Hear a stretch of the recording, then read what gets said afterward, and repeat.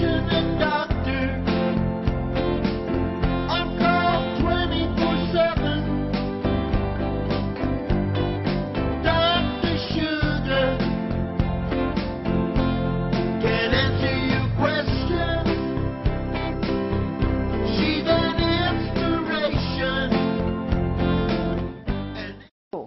I'm Dr. Sugar, your internet doctor, here to give you your dose of medical inspiration for the day. Thank you for joining us. Our topic is postpartum depression. So let's get started, shall we?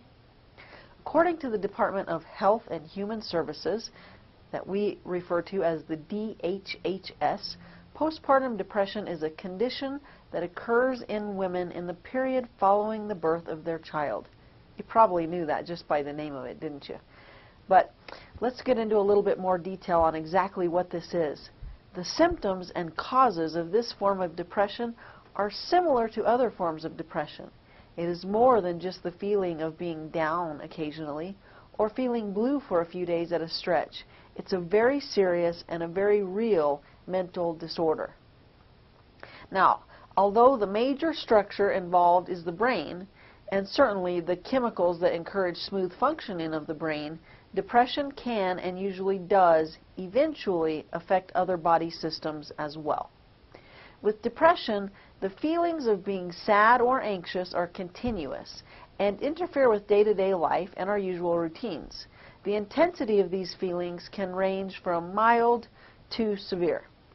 The good news is that, like most other illnesses, postpartum depression can be treated effectively, and most people with postpartum depression will definitely get better with treatment. So I'm sure you've heard stories in the news about postpartum psychosis. So what is this, and how does it relate to postpartum depression? Well, postpartum psychosis is an extension of postpartum depression. It is a rare condition that typically develops within the first 2 weeks after delivery. The signs and symptoms of postpartum psychosis are similar to, but much more severe and more intense than the symptoms of postpartum depression. We'll talk a lot more about what these symptoms are in just a minute.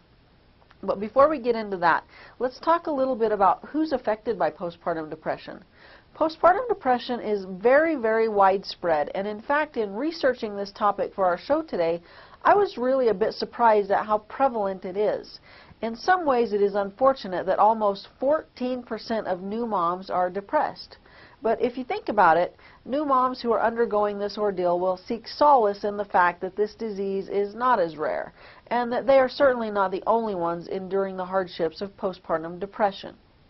The latest reports published by the CDC, that's the Center for Disease Control, states that teenage moms, mothers with less than 12 years of education, and Medicaid patients are more likely to report postpartum depression.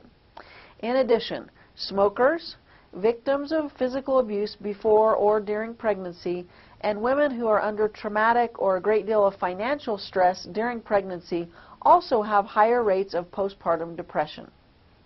Stressful events surrounding the birth, such as having a premature baby, a low birth weight baby, or a baby who's been admitted to the NICU or the neonatal intensive care unit, this was also tied to a self-reported increase in postpartum depression.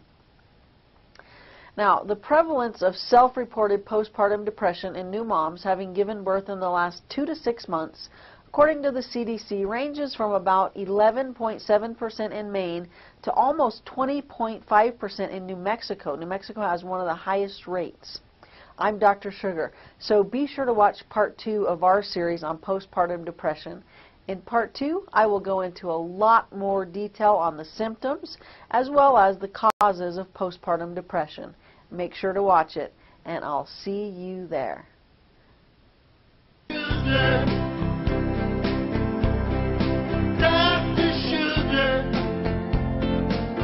can entertain.